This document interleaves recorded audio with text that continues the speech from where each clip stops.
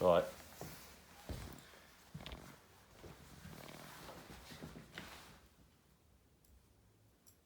Oh, it's recording, it's not a photo. That's fine. I had no idea what you were doing. You're right, everyone. Me and Connor are just going to chat some football again. You alright? Well, I'm telling you, let's not pretend that we... Yeah, I was going to say. Yeah. So, United lost to Liverpool tonight.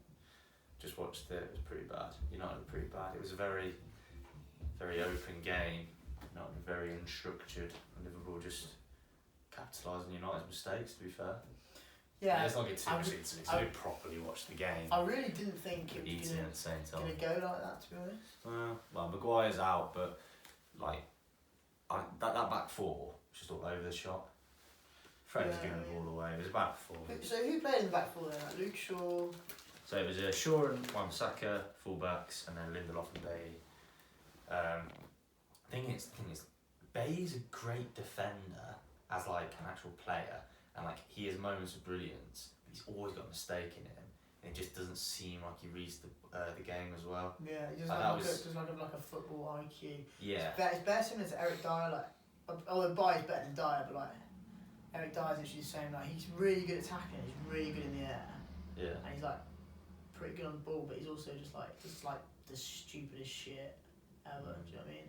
But like, do you know what I mean? Like you'd think, oh, maybe Maguire and Bailly or Maguire and Lindelof. You wouldn't do Lindelof and Bailly. But I don't know. It was one of those games we just didn't show up.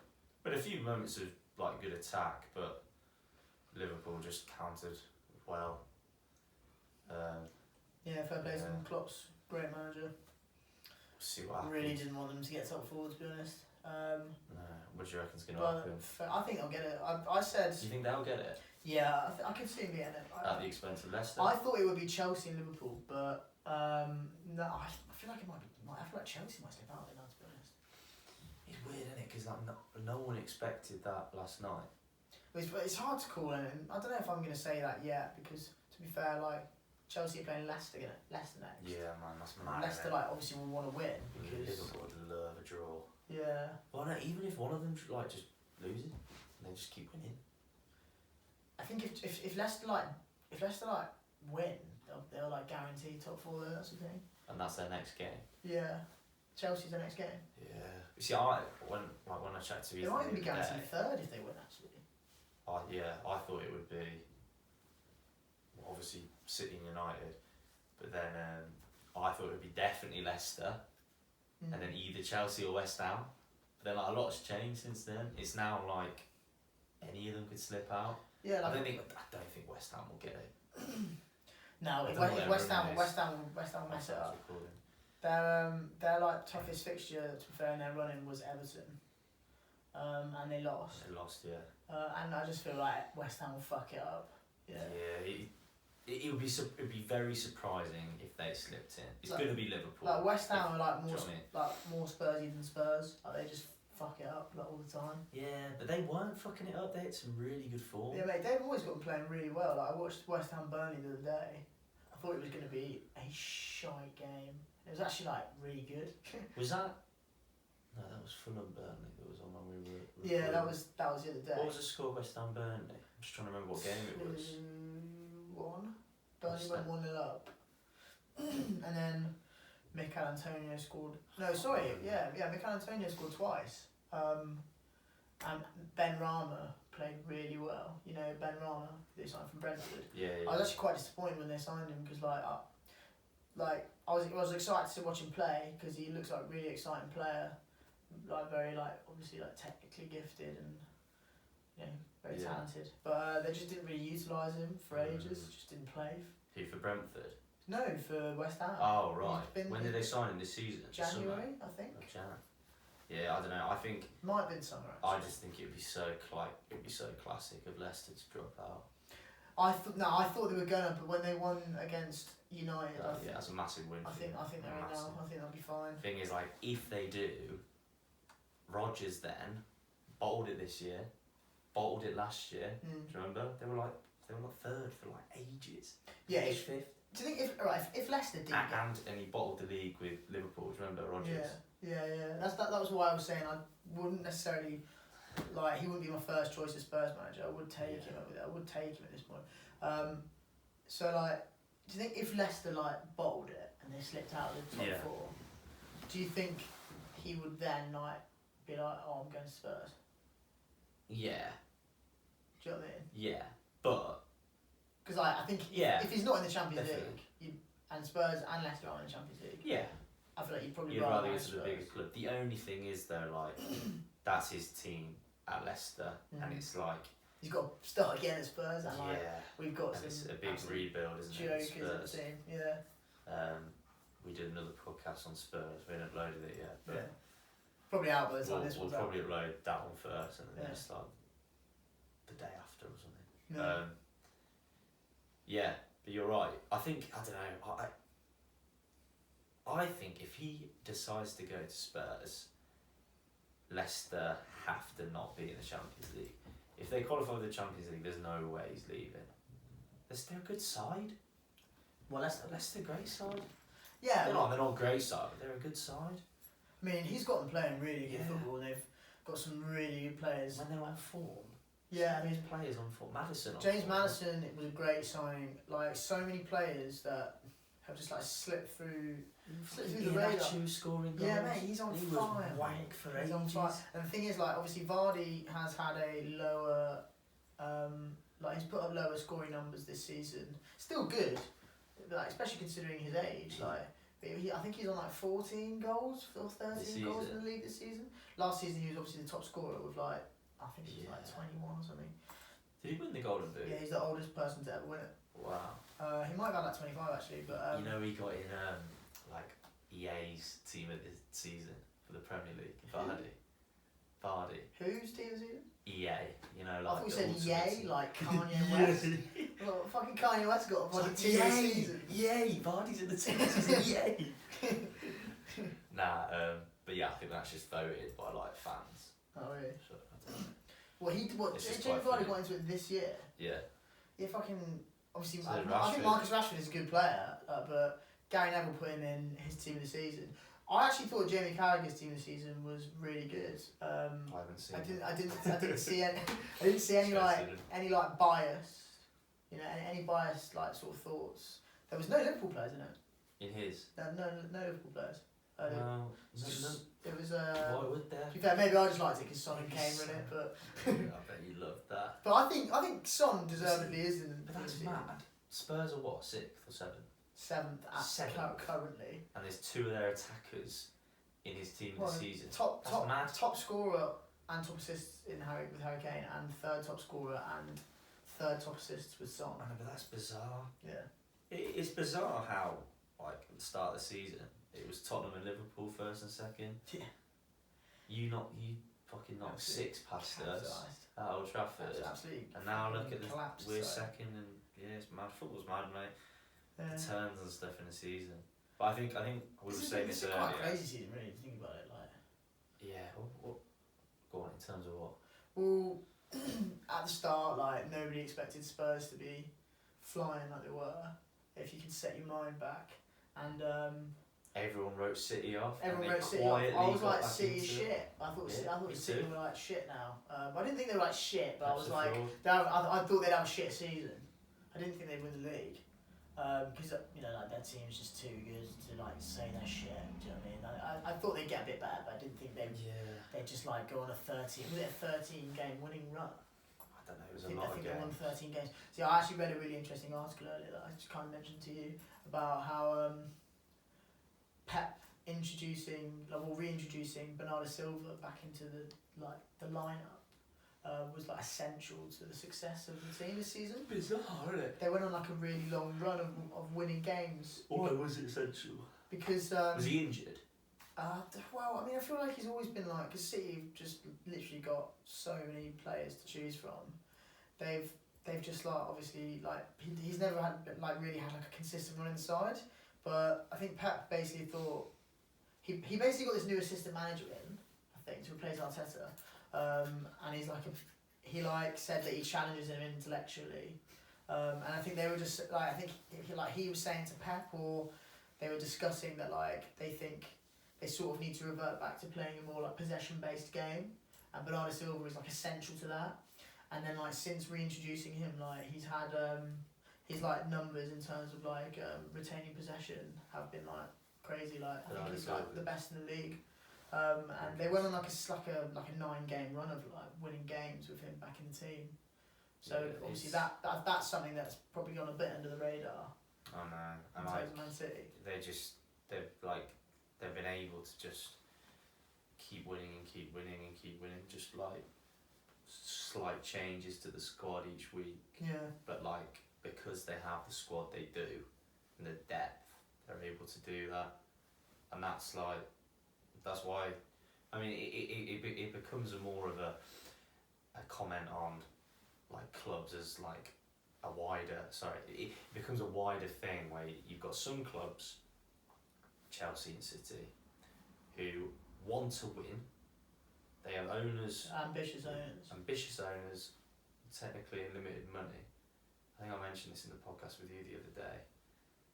Versus clubs like United, Arsenal, Liverpool, who have owners who they might want to do okay. They want to profit from the club. They would like and Spurs. They're in it. Spurs don't profit, but they just don't put their own money. I mean, I'm talking about the Glazers because they take money out of the club. But like they're in it to make money. Yeah. They're not in it to win it, and it means that you're not going to dominate. You might win the odd league, you might win the odd cup because you'll do the bare minimum to the squad to keep the club valuable. Do you get me? So United will make the odd big signing or the odd couple of signings to keep the club afloat and to keep them in the Champions League, but that's it. Like it's a great example now. So Edison Cavani has just signed a 1-year deal again. What that says to me straight away is we're not going to sign another striker. I mean that's what That's what I kind of was hoping. Yeah. Like when obviously as a Spurs fan, you're thinking that you might lose Kane. Yeah. But like we were never going to sign Kane. We're not going to spend over. I didn't think we'd sell him to United. But like it's just a joke. Like we get linked with everyone, and you hear like actually stories that might have a little bit of something to them of like Solskjaer meeting Haaland to just try and get relations going, or like all this Sancho chat. We still haven't signed Sancho. We're not going to sign Haaland, and it's just a joke. Like what it seems to me is, so if Haaland gets signed this season, it'll be for a bigger fee. But next season it activates his release clause, which is like 70 odd million euros. So it looks like that United are banking on the fact that they can convince Haaland at the end of next year to come to us. Because like at the end of the day, if he doesn't go this summer, someone's going to pay his release clause. But like it's up to him then, because everyone can pay that. Do you get me? Not everyone, but most decent sized clubs can say, right, we're going to sign potentially one of the best strikers in the world one day for 70 million. We can do that. The thing is as well. Not now, but United. Sorry, so just quickly wrap up. It's like United are getting ready to hope that happens. Do you get me? Yeah. Not spending the money now to get him in to just ensure that the club are going to have him and are going to go forward with him. But they're like, now we'll keep Cavani, not pay any money. We'll keep him, and then hope next season we can sign Haaland. That's not what a big club with a winning mentality would do. They'd just be like, let's just sign him because we can and we want him. That's what it's like. Yeah, but I suppose I feel like United are a big club with a winning mentality though. It's just like a different sort of business model. You know, like you said, like they just do it like obviously the Glazers, they're not going to bankroll the club to the extent that City do. But as a Tottenham fan, from an outsider's point of view, I do. So I was going to actually ask you guys. I do actually think that they do invest quite a lot of money into the team. Like the amount of big money signings that Manchester United have had over the past few seasons. Let me just correct you. Man United are such a big club that they make loads and loads of revenue.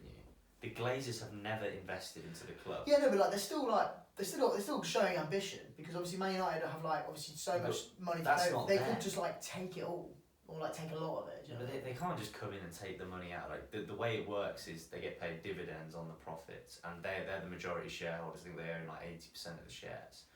But obviously they bought the club with debt. They put the debt on the club. They never actually bought the club with their own money, and they've never invested into the club. Man United is like, so there's a book called Soccernomics. There's a really, really, really good football book. If you ever want to read a football book, read Soccernomics. It's amazing. Some fascinating stuff in there, including things like there's a chapter on why blondes get picked more, like get scouted more. Really? Just like interesting things like that you just never think of. But there's a chapter in there all about, and the chapter's called Why Football Clubs Don't and Shouldn't Make Money. And it just goes into the whole thing that, like, you know, football's not there to make money out of. Football's like, you know, what's the word? Just like, it's like leisure, innit? You put money into it. Like going on a holiday or something. I don't know. It's for enjoyment. Yeah. I mean, you don't go on holiday to make money. Do you know what I mean? You don't get into football to make money. You get into football because you like football and you want to see your teams win and you want to just enjoy the day or whatever. I've gone off a tangent. Glazers. Basically, the Glazers, mate, they've taken the club over. They've taken money out of the club. They bought the club on with debt. Man United makes money. I don't deny as that a business. I don't deny that they're like because of not. all sponsorships and stuff. I don't deny that they're like, you know, obviously like taking money out of the Yeah, club and stuff. but But like I do I feel said, like they are showing a bit of ambition. they only spend money when they need to spend money. If United don't qualify for Champions League 2 years ago, there's some sort of clause saying they have to pay off loads of debt. We're lucky that TV revenues come in and stuff, and as a club we've been getting so much money through that. But like, they're spending the bare minimum to keep us a top 4 club. They don't want to win. They don't. When they took over, we had Ferguson, we had like a club that was in a great position, and over time, it's just slowly gone down. Mate, between 2005 and 2013, I think it was, we made a net profit on transfers. It's Man United. We shouldn't be fucking doing it. We should be spending money because we can, because we're like the biggest club in the world. We've got so much fucking money that we make. It didn't. If the Glazers didn't take money out of the club, it wouldn't matter. If the fans own the club, the way is that your phone? Yeah. The way the club generates money, if people decided what to do with that money, that cared about winning, cared about the club, didn't care about fucking how much they're gonna get, we would have spent so much more money and dominated. They've taken over £1 billion out of the club. £1 billion. Just think about how much fucking how many signs we could have made with that. Like, we could have improved the stadium. Just think about how much fucking shit we could have done with that £1 billion. I feel like, you know, spending what you generate, and, you know, not necessarily just like chucking a load. It is possible to, you know, do it that way, as proven by, you know, like. But what's I know. As proven by Liverpool, as yes, lesser extent. Liverpool's own. Obviously, we didn't win anything, but like, you know, we were in the Champions League final. And we were in the top 4 consistently in 2019, and we've made a net profit of £137 million. But that so money to a doesn't club go like out. Manchester United, who have, you know, much more to play with than that, because obviously they're a bigger club on a global scale. But they want to win. If that's what I'm saying, So like, they need to because spend more money. But listen, like, so like with just Spurs chucking and money at everything. No, like, I'm not saying that. It's a slippery slope. Mate, we haven't spent money. I know. We used to spend money. I know. Like, I'm just saying, like, I know, look at clubs like Barcelona and Real Madrid, who don't have any business model at all. And they just literally chuck money relentlessly. Like, it's not necessarily like the way to do things unless you're literally like bankrolled like Chelsea and like Man City. Yeah, but Man United don't. I'm not saying I want them to just spunk money everywhere. If we made footballing decisions to improve the team year in, year out, with that money that's been taken out of the club, the difference with Liverpool and Spurs and stuff, the money doesn't get taken out and go into the owners' pockets. It stays within the club. That's what I was saying earlier. Yeah. That's the difference with our owners and other people's owners. Our owners take the money out of the club, and that is so wrong. No, I agree with that. I've invested more money into Man United than the Glazers have.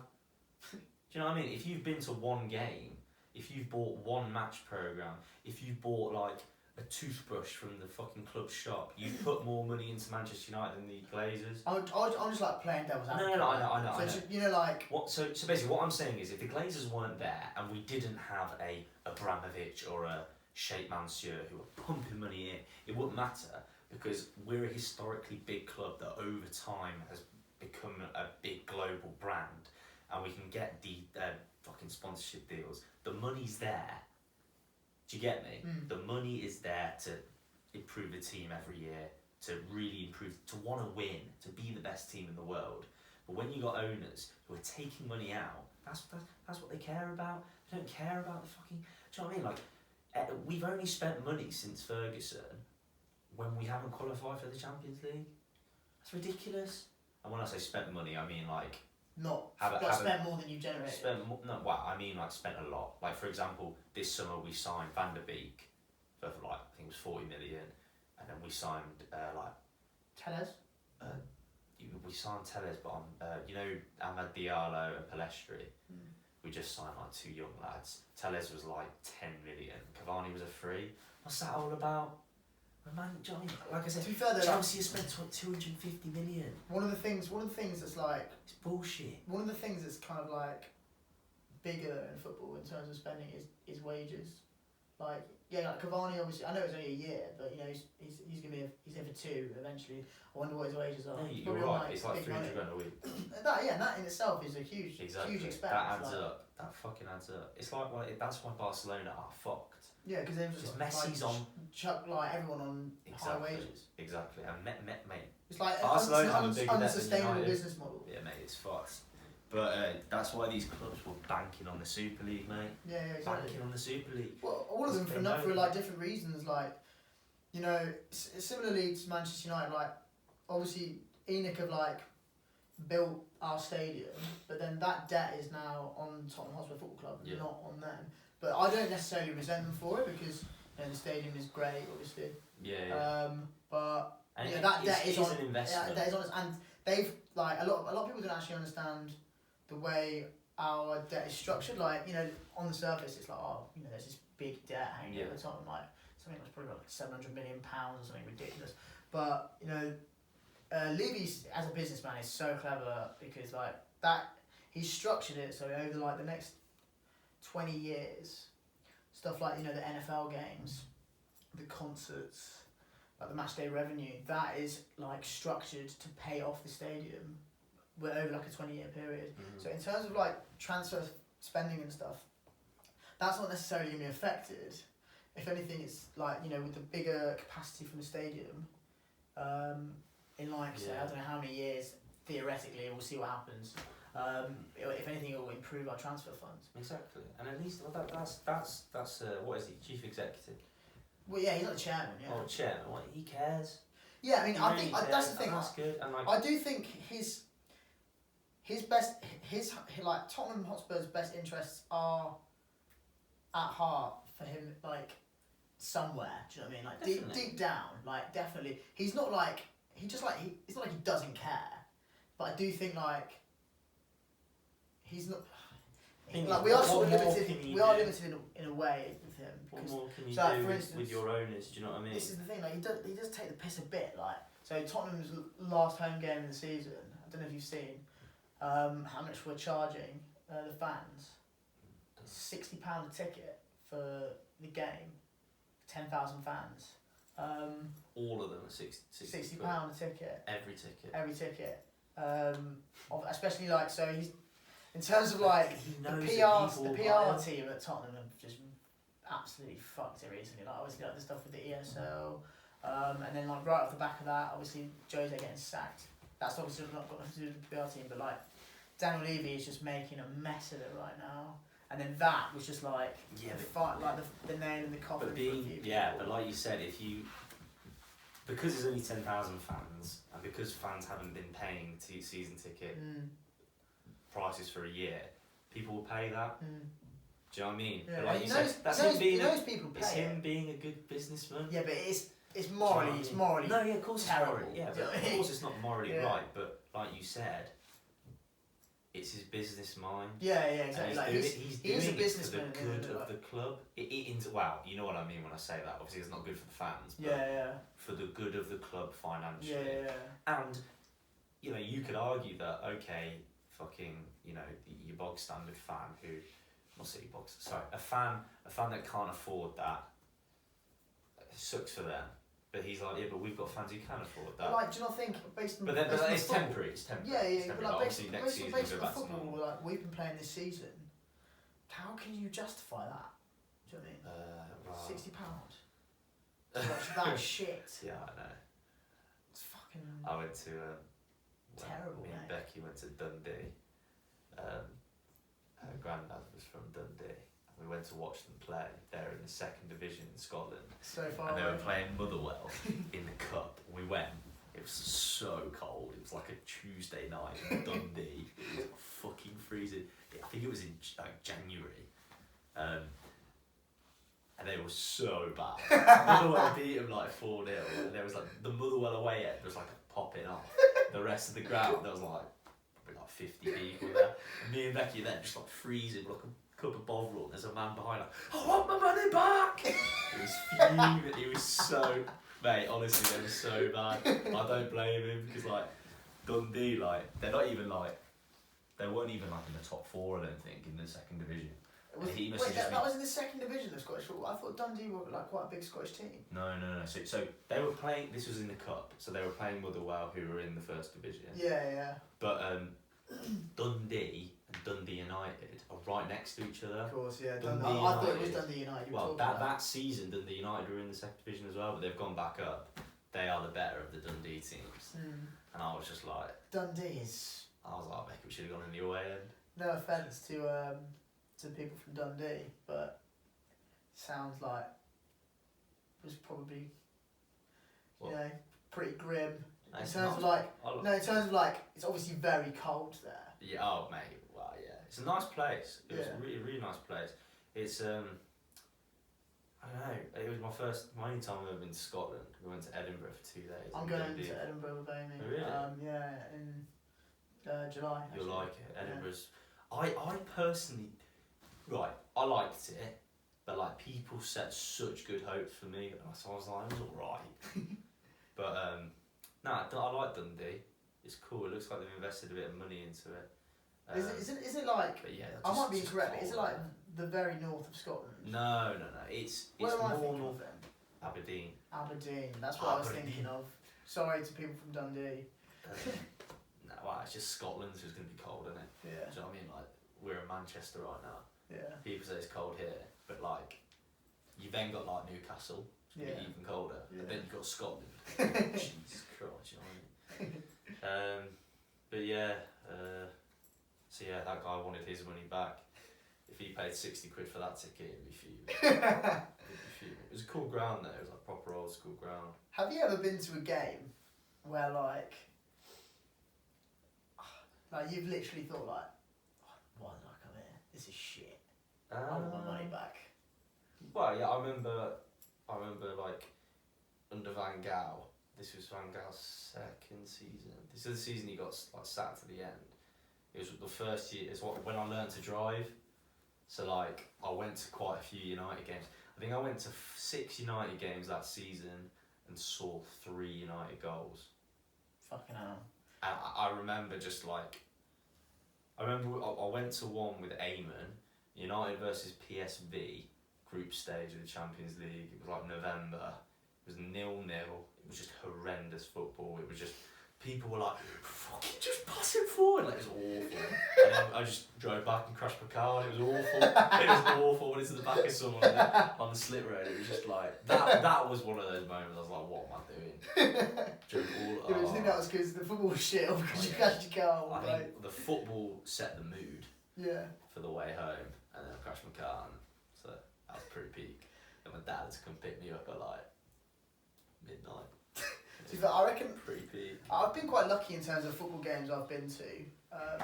God, what's your best game? Well, go on. Well, answer the question you asked me. So this is what I was going to say. I reckon shocking. I reckon I've only ever had that thought once when I was like, I don't know, probably about 12, and I was at a Leamington Breaks game with my dad at like Chasetown, if you know where that is. Fucking hell! And I remember thinking for ages. I was like 12, like the thoughts of I don't really want to be here when you're 12 don't really cross your mind. And I remember thinking like it was so cold. I was like fucking hell, like this isn't great. But then do you remember Guy Sanders who played at the back for Leamington Breaks? I don't. Mate, he scored one of the best goals I've ever seen. Wow. Just like scored a free kick from so far out, and like Did you Yeah, and then I was just gassed that I was there. Do you know what I mean? Sick. Yeah. But in terms of, I've actually been quite lucky, I feel. To be fair, I remember going to watch Spurs again with my dad in the Prem about 4 years ago now. Maybe 5 actually. And it was Spurs West Brom. We drew 1-1, and it wasn't a great game. I didn't think like I don't want to be here because like we had a great team at the time, and Dele Alli scored a really good goal. But basically, during that watching, there's this woman at the game. Me and my dad we just sat in the West Brom end. Yeah. Because the Spurs end was literally there, and they were all like singing. And What made you want to like sit with the West Brom fans? because we couldn't get away tickets, because obviously like it's impossible to get away tickets. It's really hard. Sitting with your away fans, well, with the home fans. Yeah, it was risky, and like we didn't give it away or anything. I think we just wanted, because we were having a good season. I think we just wanted to see the team. Do you know what I mean?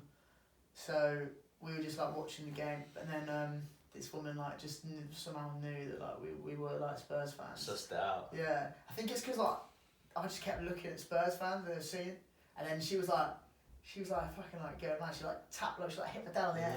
That's good. And she was like, go on, like if you're a West Brom fan, who's taking the corner now? And Did I was like, Stefan Sessegnon. Was it him? Yeah. Oh, right. And then she was like, nah, you're a Cockney. You're the Cockney. Yeah. Like Barry on the back of it. Yeah. Gareth Barry on the back No, of it. do you know what she kept saying? Shit, what? Honestly, I feel bad for West Brom fans.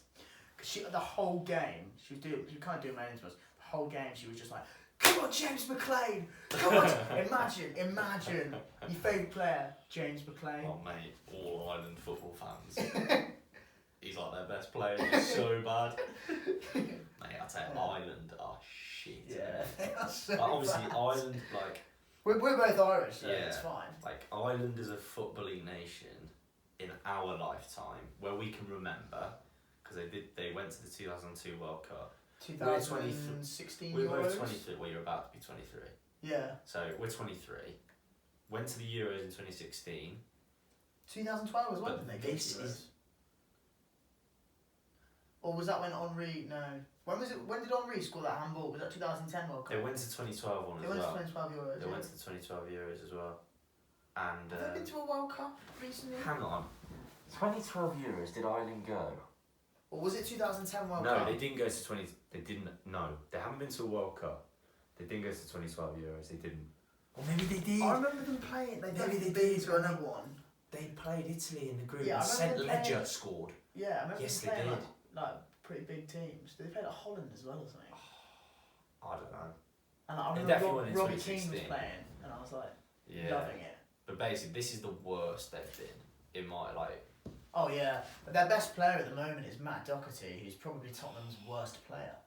Their best player is Shane Duffy, and he's like Celtic's worst player. Why did Celtic sign him?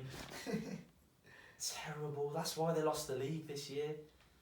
Because they thought it'd be a good idea to sign Shane Duffy to strengthen Is up Eddie the Howe defence. Celtic manager now? Has it been confirmed? Nah. What has that been like? Recent talks? Yeah, Or like very recent? it might be confirmed. You know, actually. Really? Yeah. Hang on, I'll have a look. I don't know, man. Well, obviously Ethan's a Celtic fan, so Yeah. It's not confirmed, but Talksport are like reporting that it's almost confirmed. But to be fair, Talksport do talk shit. we're better than Yeah. Talksport. But yeah, Ireland are terrible. I'll tell you what a good game I went to. Oh yeah, was- good games. When they qualified in 2016. Yeah, 2016, the one in France. Me and Eamon went to Dublin for the playoff against Bosnia, and they won 2-0. It was so good. No way. It was so good. What was that for? Was that for 2012, 2012 or 2016? 2016, sorry. Yeah, 2016. So we went. Oh, that's so pain. It was so good, mate. It Yeah, was so good. that's so pain. I've never been to a national game. Another one, actually. Yeah, tell me some We more. when we beat you in the FA Cup semi-final a couple of That years ago, that it was brilliant. amazing. Tell you why it was amazing was because I was at uni, went down. Ethan was living at Wembley. I went down with my housemate Lewis, who hopefully you've seen it. You'll be watching. he's a Spurs fan, so we travelled down. We stayed at Ethan's, went to the game. I went off with the United fans. I met a guy called Chris Roberts, who United fan mate from uni. And I remember just the sun was out. We had the good side of Wembley, which is the side with the Green Man pub, because it's got this big outdoor bit. We're just drinking and just like with United fans, and then just like we went 1-0 down, and then we went, scored, didn't and we he? won He did 2-1. Yeah, stupid- he did this. He did a Fortnite dance. Yeah. And I was like, fuck off, you fucking. And then Alexis Sanchez scored a header. I remember Moussa Dembele in the previous fixture. Yeah, in the Premier Pogba League like game. out barged. Yeah, like Dembele in the Premier League. Do you know, there was a Premier League game where we won 1-0 and we scored in like the first 10 seconds. Against us. Yeah, that season. We went 1-0 up from kick-off. Like, it was like the second fastest Premier League goal ever. Christian Eriksen scored. But I remember Moussa Dembele like playing amazing in that game and like absolutely bossing Pogba. And then in the semi-final, Pogba fucked him, to be fair. Fucked him, like, crossed barged it him in. and like Yeah. crossed it in, and then Sanchez scored. And then Herrera got the winner. What's your favourite game you've ever been to? It's actually quite weird because It's gotta be I was that thinking 4-4. about this earlier, right? So the best game in terms of just like Spurs played sick Yeah. that I've been to was the season that we finished second. So probably the best Tottenham team in the modern era. Me and my dad went on my 19th birthday. We played Leicester and we got tickets in the away end. Oh man. And we won 6-1. And Oh. Harry Kane scored 4 goals. I want to do a United away so bad. So bad. Mate, away games are so good. Like Kane scored 4 goals and Son scored 2 goals, and we played 3 at the back with Eric Dyer when he was actually good, and Toby and Jan, and then we just looked so solid. We had Moussa Dembele and Victor Wanyama sitting in front of them. And we honestly just played so well. We were really, really good. But then the best actual game I've been to in terms of crazy game, like so much drama, was Tottenham 4, Chelsea 4 in 2008. 2008 Premier League game. We'd beaten them in the League Cup, in the League Cup final that season. And then this was like Mourinho's Chelsea as well, so they were like. Yeah, I remember this game. Like, it's weird because like it would have been an age when like we were first really were into football. Yeah, do you know what I yeah. mean?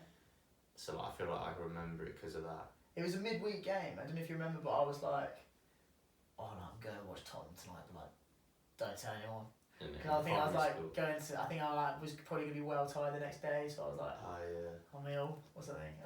So what was it?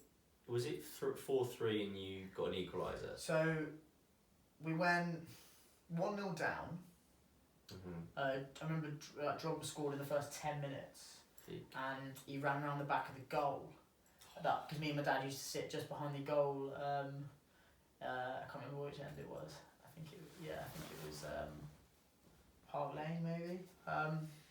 And he ran around the back of the goal. And I remember like standing up and being like, "Oh, shut up" or something. But Shut my up! dad was like, Yeah, "What are you doing?" I was like, "Don't do that, don't do that." Yeah. And like my dad, like he never used to go mad at like the games when I was a kid, because I think he like wouldn't want to like scare me. You know what I mean? But there's a bit in a bit that I'll tell you where he just went mad. I've heard this story like 15 times. But it's a pain story. Yeah, it's nice to listen to. And then so we went 1-0 down. I was like, oh. And then I can't remember who put us 1-0. Who put us? I think it might have been someone weird like Steve Mal or Genius or Steve Malbronk or something scored. And then we went 3-1 down. Peak. I think Drogba scored again and Michael Essien. No, Michael Essien scored, and then Joe Cole came on and he played so well. He scored a goal, and then we got it back to 3-3. Yeah. Because Tom Huddleston scored an absolute screamer. Can I just say as well, absolutely fantastic technique, Tom Huddleston, but just like terrible physically in terms of like big and strong. He was a big lad. But just like not. What happened there to your voice? He was a big lad, wasn't he? I don't know. I just hadn't said anything for a while. I didn't even know. Yeah, like big lad, but just like never fit enough. I mean, but like Yeah. technique, amazing. Scored got this to amazing goal with his left Scored a foot. good goal. Then I think Berbatov scored as well, and then they went 4-3 up. Peak. And I was like, fuck, shit. Well, obviously I wasn't like that because I was 10, so I was like, oh no. Oh no. Yeah. And then I remember Ashley Cole put this tackle in on Alan Hutton, who was our left back at the time. And I remember it so well because my dad went mental. He was going mental at the referee. Was he swearing? I don't think he was. I think he might have been, but like, and that was the first time I'd ever seen him like that. I wasn't sure because he was livid with his tackle. He was like going mental, like shouting at the referee, like, and then like I think like the woman next to my dad was like, oh, like, he's a bit scared. And he was like, oh God, I'm so sorry, son. It's just like a terrible tackle. And I was like, Later, Johnny, I fair understand play that. to him. And right now, I Well do done, understand. Yeah, exactly. And because it was, it was a big game, passionate game. And then, 89th minute, Robbie Keane scores an absolute screamer from the outside of the box. So, like, our goalkeeper takes a goal kick, and like John Terry's running backwards, or Ricardo Carvalho, and it hits him on the back. Fuck John Hits Terry. him on his back. Yeah, obviously fuck John Terry. Hits the defender on his back, and literally just falls perfectly to Robbie Keane. Like the ball literally just stops, and he just like curls it in from the outside of the box, and like everyone was going mental. Were you crying? I was just like my dad was literally going crazy, and then I remember Football's pain. football was playing, and Petr Cech wasn't playing because I don't know why. Yeah, he was back Probably then. when he hit It that. could have been that, yeah, it could have been that. Carlo Cudicini was playing goal. I remember it. And in the very last minute, like, we had a corner and the ball fell to Dimitar Berbatov. Like, if you wanted it to fall to anyone, It was him. it was him. And he like, had a shot and Cudicini made this absolutely mad save. Oh, that's annoying though, Yeah. because you probably had left the game. Imagine we won the game. Oh no. But then, like, we left the stadium, me and my dad, and we were like, oh, like, let's go back. Well, no, obviously, I didn't say anything. My dad was like, we're going back to the car now. And then he checked his pocket. We were like halfway down the Tottenham High Road, and he checked his pocket. He didn't have his car keys. So we went back to the stadium, to the ground. And we found the keys, like in between the seat. Well, I found them, and my dad was so happy. Was he like, well done, son? Oh, Well, he doesn't sound like that, but he was just like, well done, son. He was very, very pleased, and then we drove home, listened to TalkSport on the radio. Bit of Pop Party 2 as well. Yeah, About that age. yeah, good times. Maybe Yeah. a good time to wrap it up. Yeah. After that. Yeah, But yeah, plenty more to come. plenty more to come. But yeah, it was a good chat. I hope you enjoyed it. Yeah. Cheers for listening. Thanks for listening, guys.